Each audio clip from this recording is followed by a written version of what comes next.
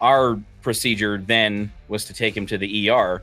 Well, the ER always required a urine sample. And I'm standing outside the door. I'm like, you need to pee in this cup, so that the ER staff can take it and test it. He's like, well, I can't pee. I'm like, well, just try, whatever. You're drunk. You're going to be able to pee at some point. And he's getting upset. He's like, I just can't do it. I can't pee. And I'm like, well, just, try the warm water trick, So when you think of the warm water trick, usually you run the warm water and you put your hand underneath it, and it kind of stimulates you to have to urinate, So that's what I'm thinking in my mind. And so I close the door and I wait a couple of minutes and I open the door back up, and this guy's got his junk in the sink, splashing water all over his junk. And he's sobbing. He's like, I can't do it. And I close the door and I just laugh my ass off. I'm like, what the hell is this guy doing? Ladies and gentlemen, welcome back to another live episode of the Officer Nate podcast. It has been a minute since we've done a podcast episode, but I've got an awesome guest with me today. He is an active duty police officer. He's got a large following on TikTok. He's a funny dude. If you go look up his videos on TikTok, you will laugh your ass off, and you will get a very good sense of the humanity and relatability of police officers. He showcases that very well. So joining me tonight live is Gray Scott, the TikTok Peacocl. What's up, my man? What's going on, brother? How you doing? Man, I'm good. Good. Well, thanks for joining me tonight. I appreciate it. Yes, sir. I appreciate you having me. Yeah, absolutely. So I think it was yesterday you were live on TikTok, and I jumped in your live as I was walking on the treadmill, and someone had asked you a question about something like, what's the most serious crime or call that you've ever dealt with? And you were kind of explaining how, that's not really stuff that cops like to talk about, especially like on a live TikTok where you're trying to keep things light and, just trying to keep things lighthearted. That's not really darkness you want to bring to the surface. But then I asked you, I'm like, well, what's the most petty call you've ever been to or have ever dealt with? And you came up with some pretty funny stuff. So just real quick, and then I'll have you respond. But in my last agency that I worked for, which was the Bellevue Marshal's office here in Idaho, my very last call that I remember going to was a loud rooster call. Somebody had complained on their neighbor because they had a rooster in the backyard, which is against the city ordinance to have farm animals. And I went out to this house, and this Hispanic woman answered the door, and she didn't speak any English. And I'm trying to explain to her that she has to keep her rooster quiet because it's disturbing the neighbors. And it was the most awkward and uncomfortable call, and the most petty. I'm like, is this is really what I'm doing with my time right now? So, what was and you gave some pretty good examples. I know you mentioned spiders and snakes and things like that. What's some of the bullshit that you've had to deal with? It's usually the animal complaints. Like pit bulls are my biggest thing. We get, at my last agency and the agency I work for right now, we get so many calls about pit bulls, and people automatically assume that they're vicious because they're a pit bull. Sure. That's the reputation they have. And it's just like, how do you know the dog's vicious? Like, did you get out and try to pet it? Like, or did you just assume because it's running around and it looked at you funny that it's vicious? So animal complaints for me are the biggest, like, petty complaints that we get. That and people calling 911 with no emergency. Like, I still don't understand it. 8 years in this profession, I still don't get it. We actually got a call a few years ago at my last agency. We got a call. Somebody called 911 about a dog on a roof of a house. Okay. So we're driving around the neighborhood because they didn't give us the address. They just they gave us the road it was on. So yeah. we're all driving around trying to find this dog on a roof. And sure enough, we come up to a house and I'm like, dispatch, there's a dog on the roof. It's there, sure enough. It's there. It's just chilling. It was a chocolate lab just hanging out on the roof, barking at everybody that walked by and drove by. Okay, like, I'm not gonna go try to get it down. Like, the owners weren't home. We ended up talking to the owners a few hours later, And they were like, yeah, they showed us exactly how he gets up. Like there was a wood pile back there behind their house that he would use. He Mm-hmm. would climb up on that wood pile, jump up on the roof, and that's where he would hang out. They said he would hang out there for hours a day, like just chill. It's his favorite spot. Okay, It's a spot. Leave him alone. yeah. So, but yeah, for me, man, the petty calls are just the animal complaint. The calls that don't even amount, like they don't have anything to do with police officers. Like Mm-hmm. why call the police for these things? I just don't get it. I Yeah. don't get it. We used to get calls like if the power went out, people would call the cops. Like, hey, what's the deal with the power? How That's are we another one. supposed to know? That's Call the another one. power company. Yeah, we had we've got that at my last agency. We dealt with that all the time. People would call. We've got power out here. We've got power out there. We've got power out here. I'm like, we're not the utility department. We don't handle the power. Like we're well aware that the power is out because it's out where we are too. But like call somebody else. Yeah. What do you want us to do? What are we supposed to do? How is a cop supposed to respond? Come out there and go, "Yep, your power's out." I'm Sure just is. let me walk through the house real quick. Yeah, Yeah, the light make sure the switch light doesn't bulbs work. are plugged Yeah. in. I, sorry. I'm sorry about your luck. Yeah. Yeah, it's out at my house too. Um so you've been on the job 8 years. Well, it'll be 8 years in August. So right there, yeah. Okay, and you mentioned at least one different agency. How many different agencies have you worked for? The agency I'm with right now is my second agency. I was with my first agency for just under 7 years. Oh, okay. Okay. Cool. So, and just patrol, have you worked different Uh, assignments or so at my last agency, I was it was I, both agencies I've worked for are smaller agencies. My last agency they had a SWAT team. About a year after I was hired, we implemented like a gang investigations department, if you would. yeah. So myself and another officer took over that. We were the gang investigators of the department or the agency.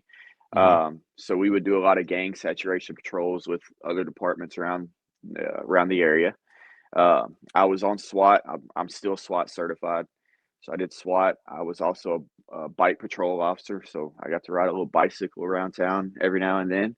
Uh-huh. Um, let's see, what else did I do? I think those were that was the three like extra duties that I had. Other than that, I was patrol. I was a sergeant in my last agency, and now I'm just bottom of the totem pole with this one. So Yeah, was there something that caused you to switch agencies? I mean, it was some issue with your previous department or you just found a better yeah. opportunity at your new one? So last year I went through a pretty bad divorce, and Ah, and if anybody's been through a divorce, they know how it goes, and it weighs on your psyche a little bit. mhm. And I say a little bit, but a lot. So I'm not gonna say that my performance like didn't waver. It did. It definitely affected me Sure. to the point to where I ended up losing my job with the last department. And Okay. it is what it is. At the end of the day, um, I didn't understand why when it happened, but Mhm. today the agency that I'm with now, I guess you could say the grass is greener on the other side. So Well, that's good. Dude, I've had a similar experience. I only worked for 2 agencies during my tenure in law enforcement, and my first agency was with the Twin Falls Police Department, and I worked there for about 12 years. I got fired from that agency as well, not for doing TikToks that went viral or anything like that, but I went through a divorce, um, you know, another like failed relationship after that. Those things those things sort of bleed over into your professional life. And once I kind of get this feeling that it's a trend with administrators like chiefs and captains, mayors, things like that once they see that you're human and that you might have a weak side, a vulnerable side, and sometimes that might affect your work performance, they kind of have their eye on you. And they're not gonna they usually don't let up. And this is not me playing victim. This is not me being paranoid about police administrators. I've heard this from several officers that, if you show a sign of weakness or a sign of slowing down in any way, then they view you as kind of a wild card, and they don't like that. And after you're labeled such, they're looking for a reason to get rid of you. Absolutely. In my social media, my TikTok, I feel like it played a big role in it too. Yeah. Um, I had gotten into not really trouble, but they had an issue with my TikTok. They were okay with me posting when I initially started posting on TikTok and doing TikTok. They were okay with me posting uniform and doing all of that. And Mm-hmm. then as my account began to blow up and I began to grow and my videos began to go more viral, they finally shut it down and said, "Hey, we don't want you posting in uniform anymore, and Mm-hmm. we want you to go ahead and take down all the videos that you have as well." So I had to remove my first my first ever video I posted on TikTok uh, was a duet with Officer Kingery. Mm-hmm. Had like 5 million views. I Yeah. gained like 10,000 followers within like 3 days off of that one video. Uh-huh. Um, and then I had two or three more videos that went incredibly viral. So yeah, I had to take all of it down. So I lost all of that. Um, but the agency I'm with now, they're extremely supportive of my social media and what I do on social media. Um, I explained to them when I went through the interview process, my social media for me it's a way to humanize the badge and it's a way to show people that we are human and that we have a life outside of being cops. We're Yeah. not these mindless robots that people seem to think we are, that the media portrays us as. Like, no, I come home and chill just like anybody else. I crack open a cold beer, I watch TV, I mow the yard, whatever I do. Mm-hmm. Well, So and it's a great way to do it. And it's too bad that your previous agency, that they decided to take that route. I mean, I don't know. I imagine it might have had something to do with somebody complaining about one of your videos or something. At least that's how my I'm sure. experience went. You Hmm. know, it's funny because your administrators. Okay, so with my experience with the Bellevue Marshal's office, my marshal, right, my boss, the head honcho, she was all about it. She loved my TikToks that I did in my uniform. Just like you, I was about humanizing the badge, showing the human, relatable side of police officers. We're human beings just like anybody else. We can be silly, we can joke around and mess around, and have a good time. And my videos became very popular. They loved it. I had quite a following. Hmm. Um, but then I did that LeBron James TikTok and sort of wandered over into the political realm, and that's when everything went sideways because I worked in an area that was very liberal, Yeah. and they did not like that one bit. Of course, and they fired me for social media policy violation, even though they had no issues with any of my other TikToks that I had done right up until that one. So, and it was because they started getting complaints from a lot of the liberals, residents in the area, and of course, it kind of ruffled their liberal feathers as well. Oh, absolutely. You've got a liberal mayor and a liberal city council, the entire city council, and you make a video supportive of law enforcement, which for some reason seems to be a partisan issue. Mostly conservative America are supportive of law enforcement, and yeah, they didn't like it one bit. But up until that point, they didn't have a problem with me making the Bellevue Marshal's office look good with my other videos. So I get And where you're coming from. that's kind of, when it was brought to my attention that they wanted me to go ahead and pull the reins back and stop posting in uniform and take everything down in uniform. There was complaints. Obviously I don't know who complained, but I don't live in a very big town. I live in a pretty small town, so Mm-hmm. where everybody knows everybody. It's very political. Um, so, it is what it is. I don't have any ill will towards them, and I don't have any, bad thoughts towards the last agency I worked for. There's a Sure. lot of good people there, and it is a good agency. It's a good department. So yeah, Well, that's good. I mean, yeah, there's no reason to hold grudges. You do what you do and you oh move yeah, on. So I mean, yeah, you're still. I mean, you've got a large following on TikTok. You've got like over 300,000 followers, I think, the last I checked, and your videos do very well. They get lots of views, lots of engagement. They're funny. So yeah, how did you first go about, like, what was your first inkling? How did you get started on TikTok? Like, what made you go, hey, I'm going to start doing videos on TikTok? I've always enjoyed social media. At my last agency, myself and another officer, we actually started making these videos on Snapchat with like the funny filters, the big mouth filter. There was a filter that we used with like these big glasses, made your face huge and your mouth real small. We just started using these filters and we come up with these alter egos of Officer Doolittle and Officer Doohickey. And we just kind of did our own little skits. Mm-hmm. And we would post them on Facebook. This is before I even knew about TikTok. Yeah. We would post these videos on Facebook, and on Facebook, they would, get 10, 20,000 views, and people loved them. They loved them. Once COVID hit, and I feel like majority of creators on TikTok got on TikTok during quarantine, Yeah. because what else do you have to do? You sit around the Right. house, let's watch some videos on our phone. Yeah. So when quarantine and COVID hit, I remember I was laying in bed with my now ex-wife, and she was laughing her ass off. And I'm like, "What are you laughing at?" She's like, "Oh, I'm watching TikTok." And I was like, "What the hell is TikTok?" So she starts showing me some of the videos she's watching, and I'm like, "This is pretty funny stuff." Mm-hmm. So I downloaded it. And initially, I downloaded it with no intent on ever making content or making videos or anything like that. Just downloaded it to watch videos. And then people in my hometown, they're like, "Hey, you should do these. You would be good at it. You're funny. You got a good personality. We think you'd be good at it." So that's when I brought it to my chief's attention. Said, "Hey, would you be okay with me doing TikTok videos as a way to humanize the badge?" Yeah. At the time, he was completely okay with it. So it was kind of, I guess you would say, not necessarily peer pressure, but just people encouraging me in the community to branch out and try it.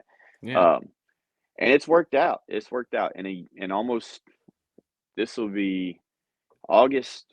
August will be 2 years that I've been posting on TikTok. Okay. And and yeah, I'm about to hit 400,000 followers. So in 2 years, almost 400K. I'd say it's worked out pretty well for me. Nice. And you've been able to keep your original account this whole time? Yeah, I haven't got, knock on wood wherever some is. My account I'll has do it not been for you. banned ever. That must be um, nice.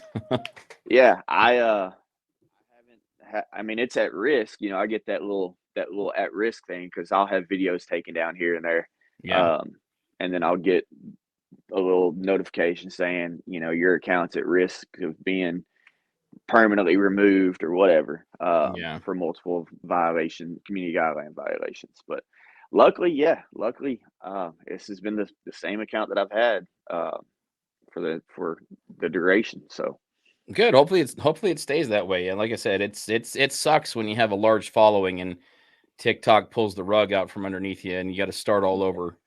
yeah, and I feel like, especially being in law enforcement and being, a presence on social media such as TikTok, because TikTok is huge. Mm-hmm. Uh, I feel like just being in law enforcement and having, once you reach a large following and get a large following, I feel like that's when, people start to get banned. You see, like Officer Kingery last year got banned at, over 1 million followers, and Mm-hmm. K9 Mattis got banned, and he's verified. I'm like, how do you ban a verified creator? Yeah. But um, so I'm not gonna say it'll never happen. I hope it doesn't happen, but that's why I try to keep my content the way it is. I try to keep it as fun and uplifting and positive and things like that, so I can stay on the right side of TikTok. Yeah. Yeah. It's yeah, don't venture over into the political side, because that just, I mean, and I'm not blaming anybody. That was me. I did Right. that TikTok, and that pulled me over into the political side of things. And of course, once you're in there, you get the big liberal Oh yeah. creators that come after you. And I was banned on the 4th of July. last year. My original account was banned at almost 600,000 followers. And I thought, wow, what on the 4th of July of all of the days? But yeah, and again, I started getting political, which that's fine. I feel like I feel like I had a platform and I could speak out on things that I thought were important to me and important for the country. And Absolutely. but now I'm trying to get back into the more lighthearted side of things, because even my followers say, Nate, we love your skits, we love the funny stuff, we want to see more of that. Yeah. And I interviewed, so last summer, I don't know if you follow Mark Lamb, the American sheriff from Arizona, Pinal County, Arizona. I know exactly who you're talking about. Yeah. Yeah. So he was on the podcast last summer, and we were discussing it. It's like, man, everything is just dark and heavy and serious. I mean, because this was 2021 and we were talking about, 2020, you had the pandemic, you had George Floyd, cops just got, just hammered during Hammered. 2020. And it sucks that you have to address some of that heavy, serious stuff sometimes. And so now I'm trying to pull it back over into the, put more levity into my videos and, do some Right. more skits that people enjoy. And but every now and then I get a wild hair, and I gotta do something, political to to try and stick it to the left a little bit. But that's my own fault. Yeah. I've completely stayed out of the political realm through my entire TikTok stint, and I chose to do that one because once you start talking politics, everybody has such strong views. Yeah, Everybody, and it becomes such a it starts a lot of drama that doesn't need to be started, and I like to keep my stuff drama free. sure. So anytime I've ever had anybody come in my lives and Trump 2020 or vote for Biden or whatever or anything political or ask me what my political stance is, I'm like, I don't talk about it. I'm not talking about it. We're not talking about it. And if Yeah. you continue trying to talk about it, you're going to get blocked. I'm just not doing it. I don't want to go down that rabbit hole. Yeah, I don't shame anybody. I've got several good friends on TikTok and Instagram that their entire accounts are nothing but political, yeah. and I got nothing against them. You do your thing. That's just not for me. I remember seeing your video with the LeBron James thing. I remember seeing that, and I laughed my ass off. I thought it was hilarious. So Well, I I appreciate it. Well, that was just me. a lot of people did, but I mean, it was there. I had a ton of support, but I also had a ton of opposition. There were a Oh, ton of haters absolutely. that came out of the woodwork and just they wanted me dead. I mean, there were people, they threatened me, they threatened my family, they threatened my Hmm. daughter, they threatened the cops that I worked with. It was insane. It was very surreal. It was a very surreal experience to see the amount of people that came out in support. Um, Yep. emails, letters with money in it, um, text messages if they had my number, DMs on Instagram, Facebook, TikTok. I couldn't keep up with all of the messages. Our department's um, internet server actually shut down because there was so many emails coming in from people wanting to either show support or people wanting interviews, things like that. But there was almost, I mean, an equal amount of haters and people opposing, who wanted a piece of me. They wanted me fired, they wanted me gone, they wanted me canceled, they wanted my Oh, accounts absolutely. banned. you know and the one thing I've noticed is that the haters are much more persistent than the supporters, Oh, which is sad, absolutely. because support, I mean, they got things to do, they got other things to do, they got jobs, they've got their lives, they've got their, they've got kids, they got responsibilities. And the people, it seems, who are in opposition of law enforcement and conservatism and things like that, don't have much more to do except troll the internet. So Exactly. that's their full-time job, and they came I after me oh hard. Yeah, I've obviously, being a cop and being a larger presence on social media, I get my fair share of hate. I would Hmm. say majority of the comments I get, especially on my law enforcement related content, 95% is very positive and very supportive. Every now and then I'll get one of those hateful comments, especially if I have a video that, blows up or goes viral or whatever. Yeah. Those will tend to get, more hate, but for the most part, I get so much support. I've had the threats. I've went through, back when TikTok allowed people to send you messages that you weren't following back. Um, I remember getting death threats and Hmm. getting, you know, people sending me messages saying that you don't deserve to live, your kids don't deserve you as a father, you need to go to work and get shot tonight, and just all those things. And I'm like, how do you like why? Like, what is your purpose? Like, does that make you Hmm. feel better Hmm. to wish death upon somebody else just because you don't like me for what I wear? Because Yeah. that's essentially what it is. It's what I wear. It's not who I am. I've been down that road as well, and it kind of weighs on it'll weigh on you a little bit. Even though most of these people will never ever meet you or never see you or anything, it still kind of weighs on you just to know that people are out there and they want to take your life for nothing more than the fact that you're a cop, for the Yeah. fact that you wear a badge, you put on a uniform, and that's what you chose to do, as a career to support your family. People want to kill you for it. Hmm. And to me, it's just I've never been able to fathom it. I came into law enforcement when um, the Ferguson, Missouri The issue was Michael going on. Michael Brown Michael, case. yeah, Michael Brown.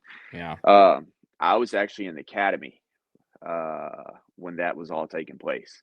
So I came into law enforcement at a sticky time. Yeah. And then, from there, it was just a snowball Hmm. downhill from there.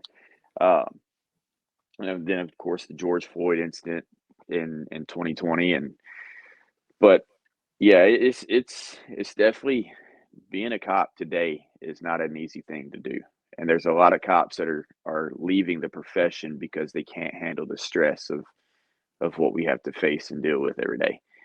Yeah. Well, and not only that, I mean, I've I've been contacted by several people. I mean, including, I don't know if you heard of Officer Matthew Dagus from San Diego County or La Mesa PD.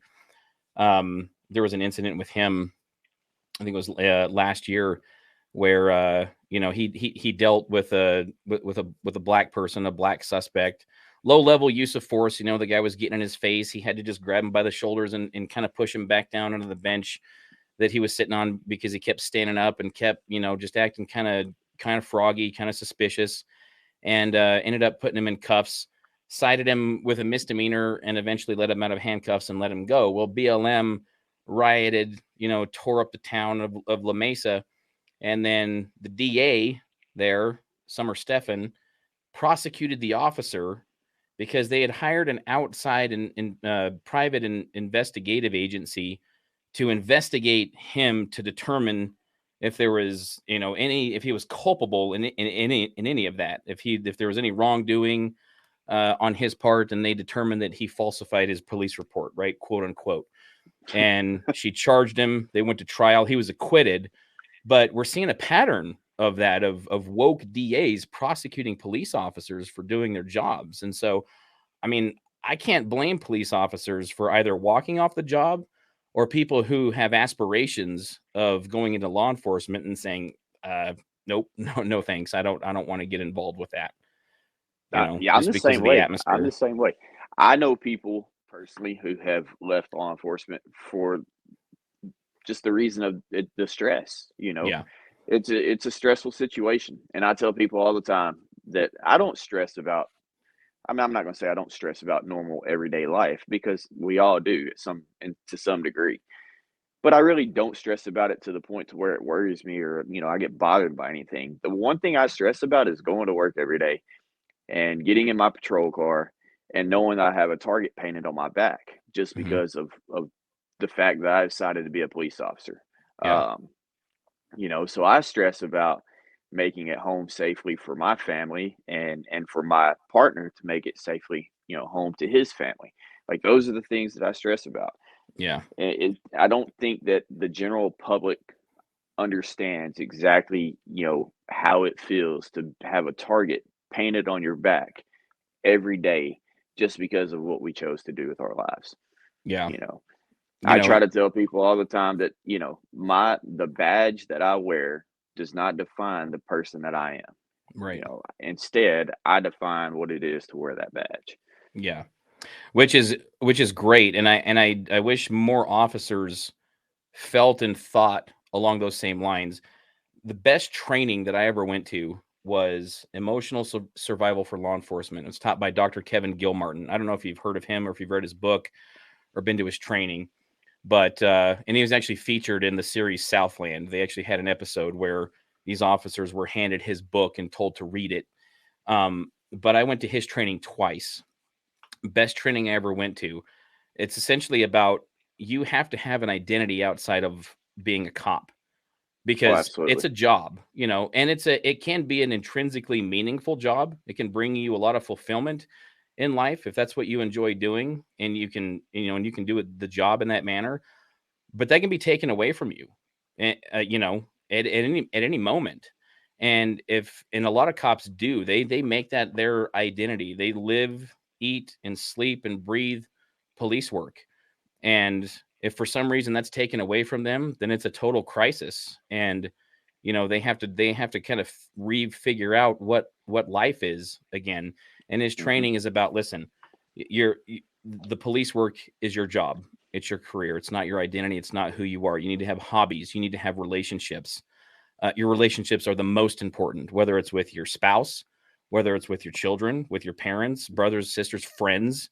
And you have to have hobbies and other things that you do that make up your identity outside of police work, because police work will take everything from you and give you jack shit in return. It'll Absolutely it'll right. chew you up and spit you out. Yep. And if you jump in with both feet and give everything to law enforcement, you're not going to get much back. As you know, it's a thankless job. Like you said, you got a target on your back every day, and there's not very many people who extend their hand to shake your hand and say thank you for the work that you do. It happens very seldomly. Yeah, I agree with you 100%. I've always been the type that, I don't bring work home. Even when I was in the military, I don't bring work home. I leave when I take that uniform off, I'm done. I'm Mhm. done being a cop for the day. Then I can become dad. I can become, boyfriend to my girlfriend that I have.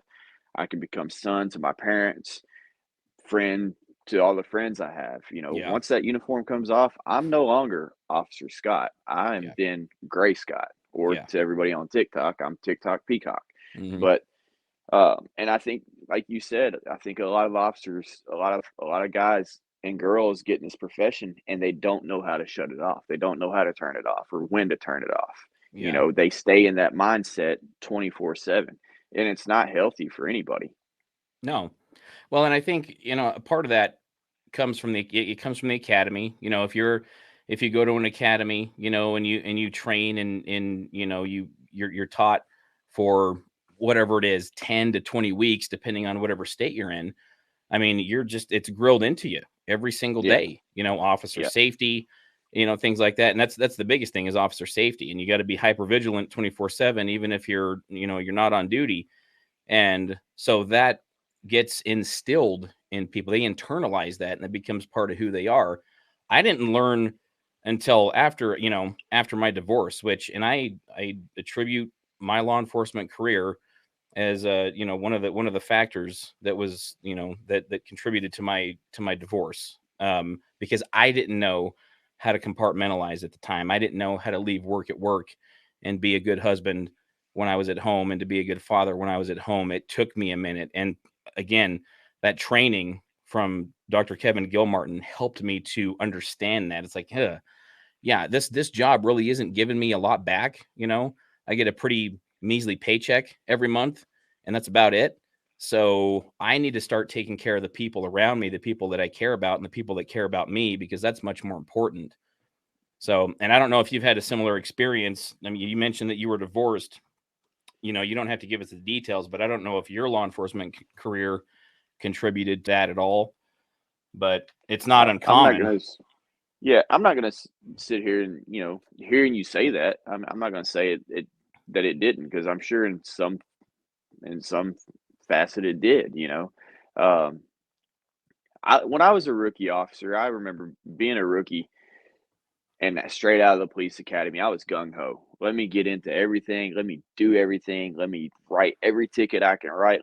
I wanted to be that guy. You know what I Hmm. mean? I Yeah. wanted to be that hard nosed police officer that I didn't cut breaks. I wanted to take everybody to jail I could take to jail, write every ticket I could write. And then after my rookie year and starting to develop that personality and that, you know, what's the word I'm looking for? I was that cop.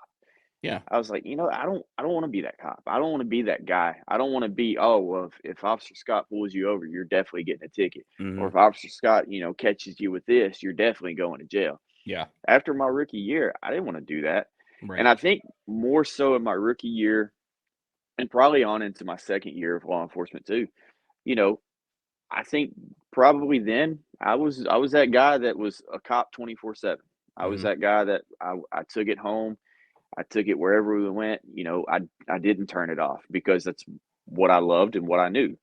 As I got older and more mature, I started to realize, this is not what I need to do.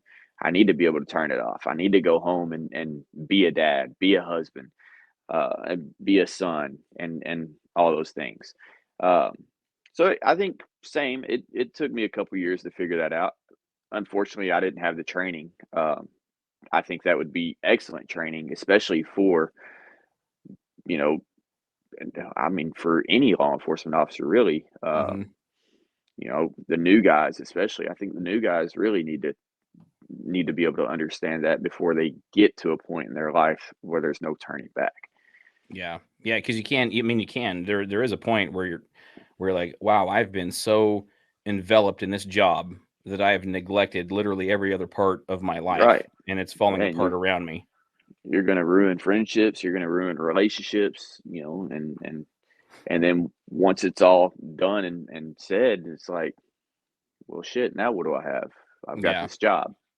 Yep. Got this job where, I mean, in Idaho, the median salary for police officers is 44 grand a year. Was Mm, that worth sacrificing a relationship with your spouse or your right. brother, your friends, your kids? And, for me, it was my daughter. I have one child. I have one daughter. She's 17 now.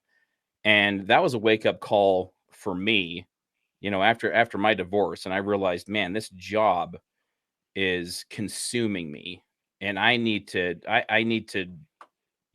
put up some walls here. I need to compartmentalize this because I did not want to lose my relationship with my daughter and be that deadbeat father, that kind of like the Right. stereotypical, salty detective you see in the movies who, doesn't see their kid very often. You know what I mean? I mean, that's a 20, real thing. just, And I yeah, wasn't going to just be that. 24/7 work. Hmm. Yep. I wasn't going to do that. And so, and thank God for that training. Like I said, I went to it twice because it was so good. I'm like, I need to hear this again. I need a refresher on this. And, Dr. Gilmartin, he's funny, former Marine, former law enforcement, so he's got all of the experience, all of the training, obviously the education. And, the premise of his training is, look, you need to realize what's important. Yeah, police work is important. Sure. We need good men and women doing that job.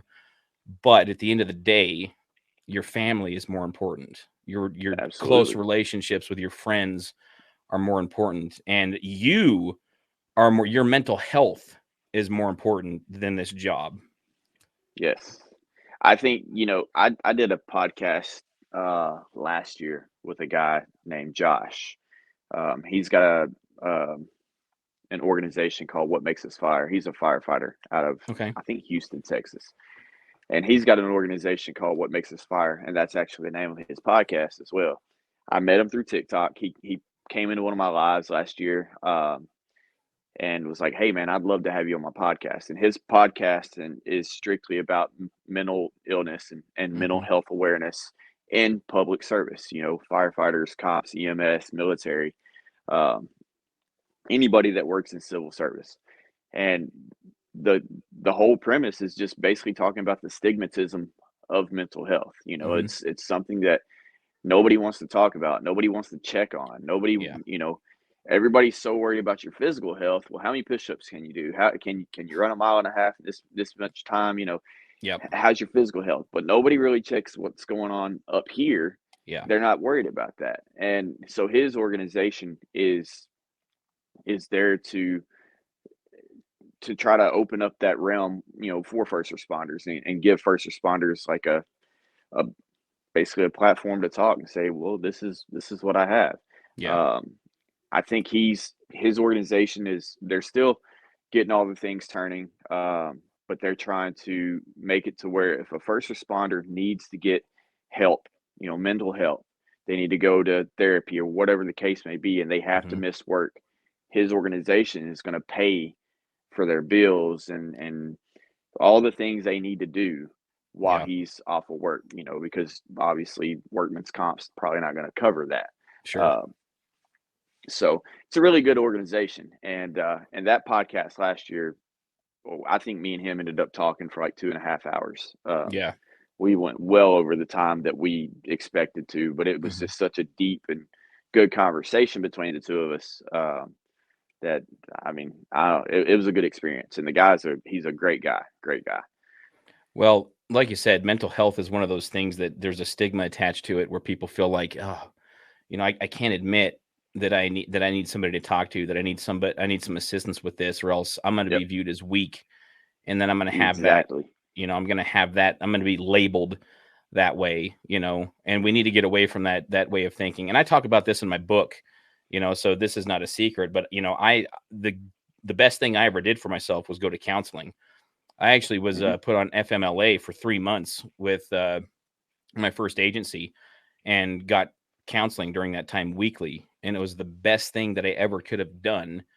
And it's just, if nothing else, it's just cathartic. It's a way to get the poison out, you know what I mean? It's kind of like if you're sick to your stomach and you need to throw up, and you throw up and you feel better. Like, if nothing else, it's good for that. But it does help people sort of heal and acknowledge, some of the secondary and vicarious trauma that they experience on the job. It builds up, especially if you're working cases like sex crimes involving children, or you're working, homicides, suicides. Those things will take their toll. As much as you want to be Oh, the tough guy absolutely. and think that you can deal with all of it, especially if you're a family man and you got kids and you got people that you love around you, you start to internalize that stuff, and it will affect you. And if you think you're the tough guy and you don't need counseling, I'll put money on it that eventually it's going to catch up to you, and you're going to need it one way or the other.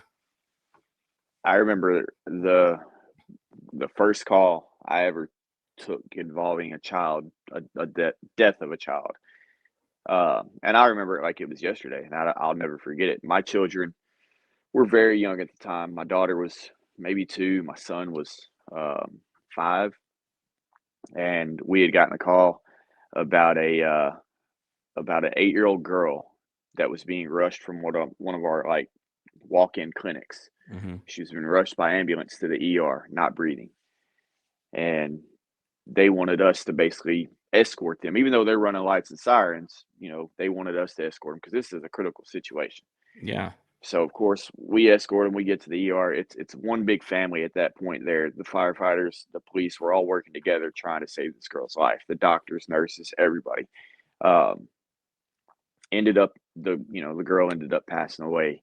I think she'd had the flu, Hmm. and but yeah, 8 years old, she ended up passing away, and that right there weighed so heavy on me because I have children. And I think any parent, my lieutenant was there with me. He was in tears. I don't think there was a dry eye in that ER at the time.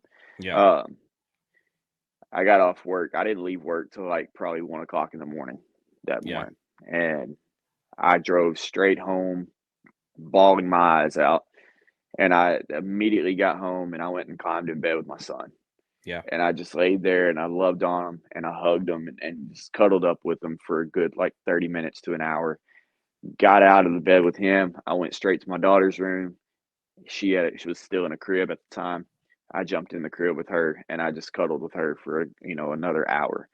And it was Yeah. just one of those moments where it's like, you hear about children dying every day, and it's terrible, but to actually see it and to be there firsthand, it was something that, for me, it killed me. It killed Yeah. me inside because I am a dad, and I'm like, and this was the little girl was the people's only kid, so I couldn't imagine. Like, I'm like, I couldn't imagine losing a child, like the pain that you would feel. Yeah. So, when yeah, so that right there is one of those things for me that I'll never forget. That'll live with me for the rest of my life. Going back to, you were talking about the people that wish death upon police officers simply for wearing the badge. The types of experiences that you were just explaining, they have no idea that police officers carry those things with them their entire lives, especially police officers with kids. I was a detective for 5 years with my original agency, and I was on call one night, and literally it was like 6 o'clock, just barely had gotten off work. I was going to jujitsu. I get a call of a trailer fire, and two young boys had died in this fire, and it was a trailer park, camper trailer type RV park. And what had happened was the mother, she had 3 kids, 2 boys and a daughter, and the mother goes outside to make a call on her cell phone, and the oldest boy closed the door. It was December. Closed the door, turned the deadbolt to kind of play a prank on his mom, like, haha, mom locked you out. Well, they had a space heater inside that little tiny camper trailer, and someone left a blanket too close to the heater, and blanket caught fire. The whole trailer went up. The little girl was able to get out through a window, but the 2 little boys got trapped inside the camper, burned to death. And not only dealing with that, investigating that, seeing two, like a 5-year-old and a 7-year-old boy, burned, charred bodies, going to the autopsy, things like that, but then interviewing the mother and listening to her explain how she tried to literally claw her way through the wall of the camper to get to her boys. Her hands are busted and bleeding and fingernails missing because she's trying to get to her boys. Those are the types of calls that stick with you. Those are the investigations that you never forget, especially if you're a Absolutely. parent. Hmm. And it would be, wouldn't it be nice if people like you were, describing, the people that hate cops, the people that think cops are, corrupt and racist, if they knew exactly how much we empathized with people who lose children or lose loved ones, and we have to kind of experience that with them while we're on the job. Maybe it would help sort of bridge the gap between law enforcement and the community in general, at least the Oh, community that absolutely. that opposes law enforcement. Absolutely. Yeah, I've tried to use my platform for the last, 2 years to basically just to show people that cops are human. Now, I'm also a realist, and I also realize that in this profession, as in any other profession, there are bad apples. Hmm. I'm one of these guys that's going to tell you every day, yeah, there's absolutely bad cops in America. I'm not going to sit here and downplay that. Yeah. But I also try to tell people, for every one bad cop you deal with, or for every one bad experience you have with a cop, you're gonna have 10 to 15 good ones. So Hmm. why let that one bad experience or that one bad cop overshadow your mind and cloud your judgment on the way you feel about everybody else? The one Yeah. thing I hear or I get so much in comments, or used to in lives, not so much anymore, but the one thing I would get is, um, all cops in America are this, or all cops in America are that. I'm like, well, how do you know that? Do you know every cop in America? Hmm. There's 950,000 cops in America. Yeah. If you know 950,000 cops, that's impressive, Yeah. but you're generalizing your opinion based on one experience you might have had, or Right. maybe two or three experiences you've had. But I've as a cop in the last 8 years, I try to sway at least one person's experience or one person's judgment or beliefs or views on the way they look at cops from Yeah. negative to good. If I can get one person to change their mindset every day, then, I feel like I'm making a difference, because that one person is going to go and tell 10 of their friends. Well, Yeah. then their 10 friends are going to go and tell 20 of their friends. And the next thing you know, it's spreading like wildfire. So that's one thing that I've tried to use my platform for. And anytime I deal with people in the public, I promote myself. I say, hey, go check out my TikTok, man. If you want to Hmm. see some good, funny stuff, go look at my TikTok. You'll see what I'm about and who I am. Yeah. Um, so Well, I that's don't know. no, I mean, that's good. It's, I mean, the problem is we're fighting the mainstream media. We're fighting politicians. You Every know, day. it's it's a losing battle when, when the cops themselves, they don't have representation. We have to show people ourselves that, hey, we're not the Exactly. bad guys. We're the good people. We've got hearts, we have compassion, we have empathy for people, and we're not out there trying to make people's lives miserable. We're just trying to do a job that we swore an oath to do, literally swore an oath to do. But when you have media and elected officials and other people trying to vilify the police every day, it's hard. It's hard to convince people otherwise of what they're hearing. I mean, you have people who haven't even had bad experiences with cops. They hear their cousin or their friend or somebody else talk about a bad Yep. experience, and so then, like you say, they generalize that, onto the law enforcement community as a whole. And Yeah. it's not fair, but that's what we have to deal with. It is. I had a kid. Well, this is probably like 3 or 4 weeks ago. Um, I had a child, 10 years old. We had gotten invited to this little. They were having like a youth night at this church, and they had basically invited all the youth of the community to come to this church, and they were playing football and basketball, and they were eating, had jumpers, the whole 9 yards. Hmm. And of course, I'm a big community policing type of officer. I love Sure. being involved in the community. I love being involved with the youth. Um, so this is right up my alley. So I get out there. I'm playing football with the kids. I'm playing basketball with kids, sweating my butt off. And then all the kids, they want to see the patrol car, Sure. obviously. So I take them over. I'm letting them climb through the patrol car, press all the buttons, hit all the gadgets and sirens, all the night, everything. Yeah. Well, then one of the little boys, who happened to be a little black boy, he was about 10 years old, 10 or 11. He gets in my back seat, and he's like, "Oh," he's like, "Shut the door, shut the door." And I was like, I had the windows down. I was like, "Okay." And he's like, "Just don't kill me." And I took a step back, and he's like, "Oh, I'm sorry, I'm sorry." I'm like, "No, no, no. You said it for a reason." Hmm. And he's like, "No, sir, no, no, sir. I'm sorry. I apologize." And so at that point, I was like, you know what? I could have gotten mad. I could have gotten angry, but I was like, I'm going to use this as a teaching moment for this child, because children are sponges. They grasp on to everything we're telling them, Yeah. even when we think they're not listening. They are.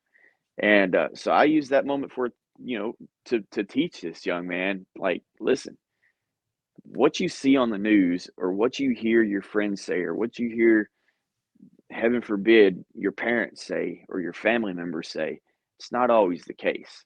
Yeah. I was like, at any point out here, have I threatened to hurt any one of you? Yeah. Well, no, sir. I said, have at any point have you felt like your life was in danger at any point today? Well, no, sir. It's been fun. I was like, exactly. I said, so don't let what other people are telling you. Don't let them cloud your judgment. Hmm. Think for yourself. Yeah. Develop your own opinion. And I was like, let this right here be that moment for you. And he was like, yes, sir. And at the end of it, he shook my hand, and he went on and played with the rest of the kids. But, I try to use moments like that to teach, rather than get angry or get upset, and, you know, Yeah. make them feel less than what they are. Yeah. Well, and I mean, like I said, it's an uphill battle. You got to take those opportunities to teach, especially like when you said when they're little kids, that maybe, God willing, maybe that's the only time he'll ever have to encounter a police officer. And he'll remember, Officer Scott, man, he was so nice to me. And he let me in the back of his patrol car, and he let me push the buttons and everything. And, he was so kind to me.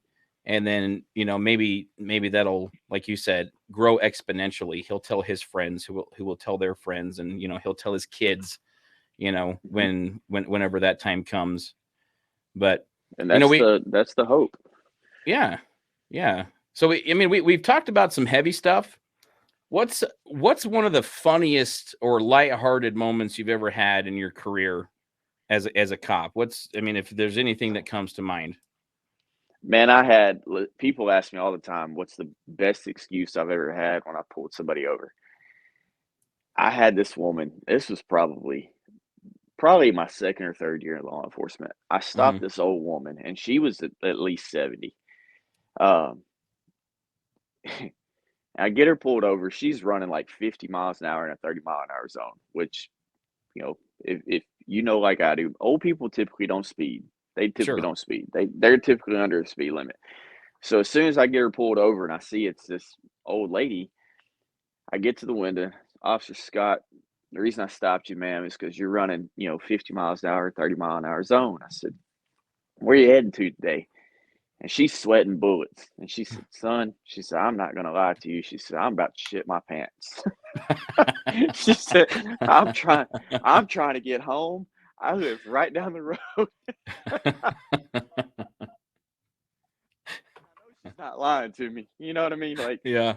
this is legit. This is legit. So I'm like, listen, you go on and get home. I can escort you if you need me to. Yeah. I You're don't like, want to be the I get it. reason. I don't want to be the reason that you crap yourself. Okay, so that to me that was one of those moments that will always stand out for me. It was, and it wasn't an excuse. Genuinely believe that woman literally was about to, you know, shit her pants. Shit herself right on the side of the road. I don't want to be responsible. Yeah, I'm not dealing with this. I want to do that.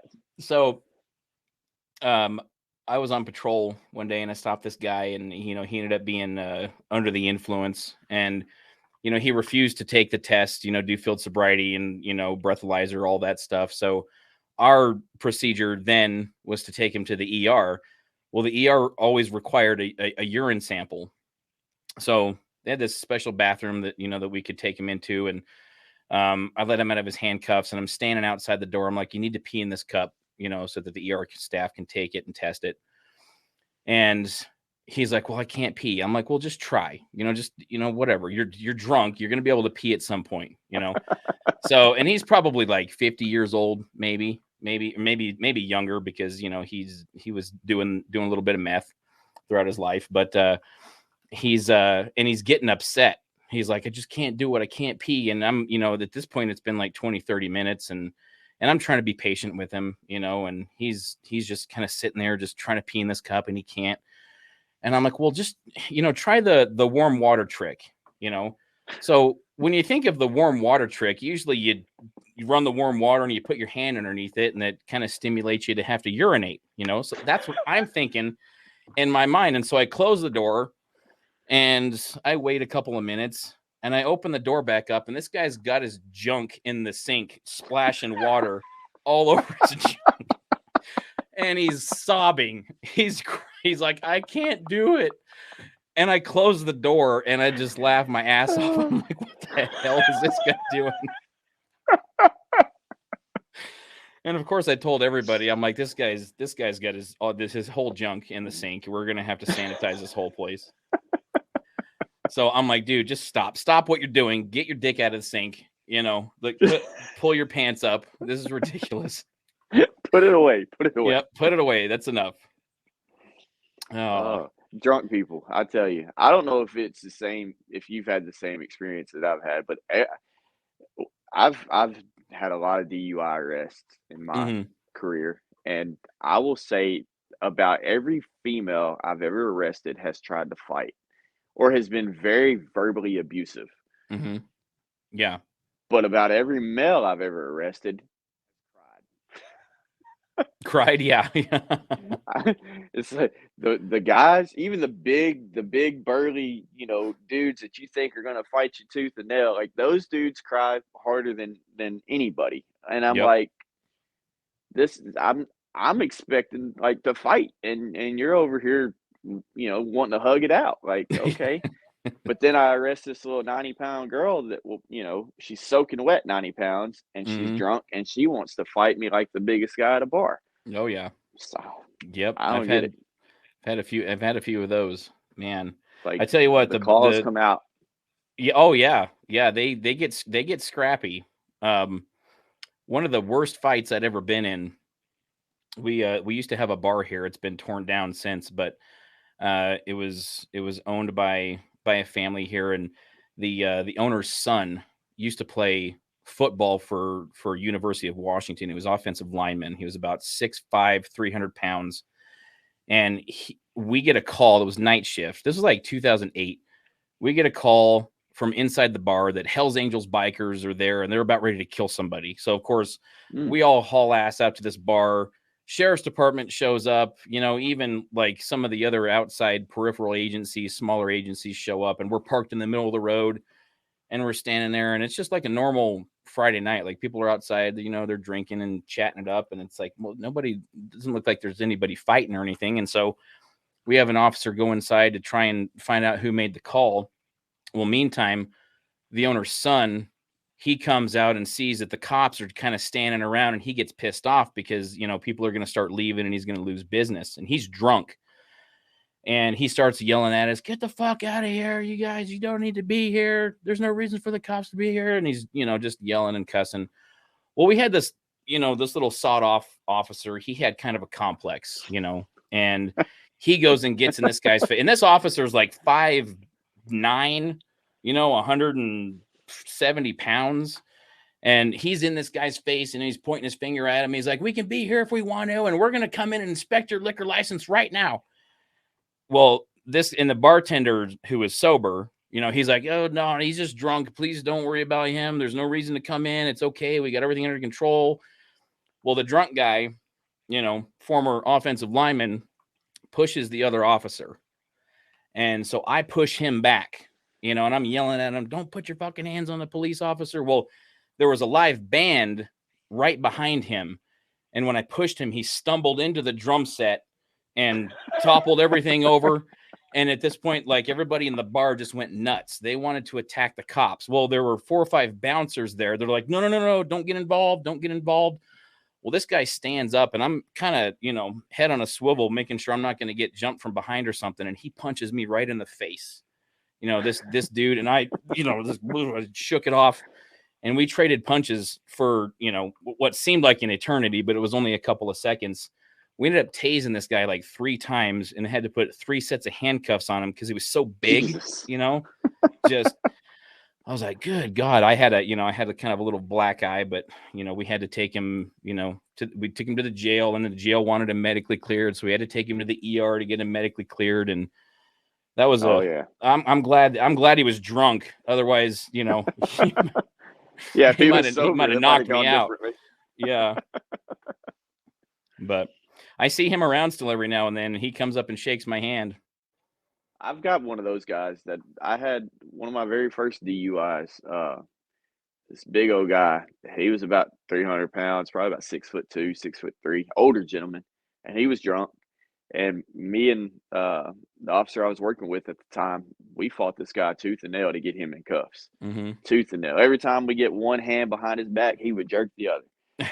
And it ended up, we tased him 3 or 4 times. My other officer ended up, the guy tried to grab my officer's gun at one point, and my officer had one hand on the gun and then reached around with his right hand and punched dude square in the nose. This guy was on his knees behind his car. Yeah. And we're behind him trying to get him under control. And all I heard was pop. And I'm like, hit him?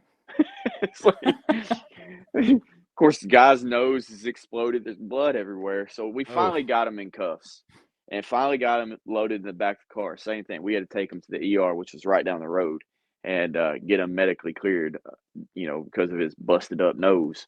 Yeah. But yeah, I just remember, like, I think I was a rookie. I think it was my rookie year. So when he hit him, I was really kind of like, whoa, like, okay. You just hit them. Yeah, this is how we do business over here. All right. But I hadn't realized at that point, I didn't realize that the guy actually had, like, reached around and was trying to get, my sergeant's gun at the time. Yeah.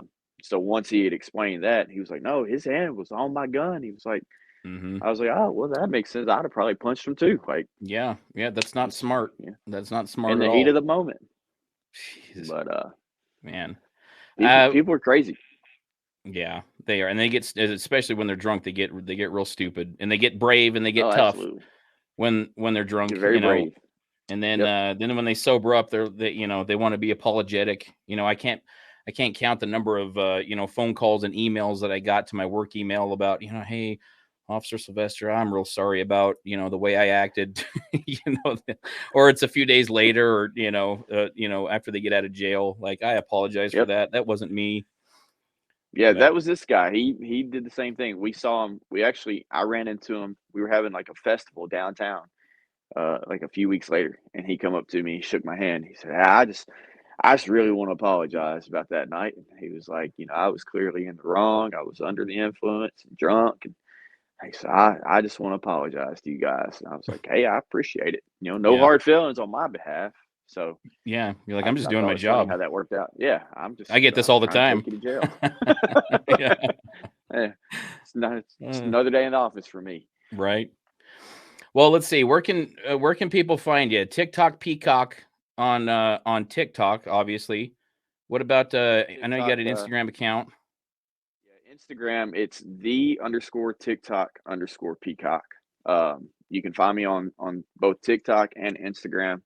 Um, my Instagram, it's more.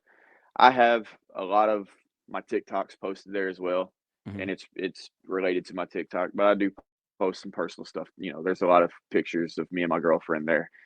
You'll see pictures of me and my kids and things like that too. Cool. But yeah, those are the two social media platforms I use the most. Nice. Um, and if you're looking for some good, fun, you know, wholehearted content, definitely go check me out. Oh yeah, go to Gray's TikTok page. I mean, it's he's funny, he's lighthearted, he's goofy, he's silly. He knows how to dance, and he'll make you laugh. He'll show you the lighter side of law enforcement. But great, this has been a lot of fun, man. I appreciate you joining me. Absolutely. This has been a fun episode, and we'll have to have a follow-up episode in the near Oh, future. absolutely. So Absolutely. I enjoyed it. And man, like I said, I think I've put this out there on my lives before, but I've followed you for a long time, before even TikTok. Like Facebook and YouTube, all of it. Um, so, when you started following me on TikTok, I was like, "Oh, what?" Like, okay, this is cool. And then when you asked me to be on the show, I was like, "All right, this is freaking awesome." So oh, I appreciate you for having me on the show. well, dude, It's anytime. been pretty cool. Anytime we'll have to go live on TikTok. These TikTok's very particular. They don't really let you stream on these other platforms, like Facebook and YouTube does. But Yeah. yeah, man, I love your channel. I love your TikTok page. It reminds me of my TikTok page back in the day before everything got so complicated. But no, this has been fun, man. And thanks everybody in the chat for showing up, for all your comments. Yeah, go follow Gray, TikTok Peacock on TikTok. You'll get a laugh. You'll get a kick out of it. So thanks again, everybody, and we will see y'all next time. Have a good one, y'all.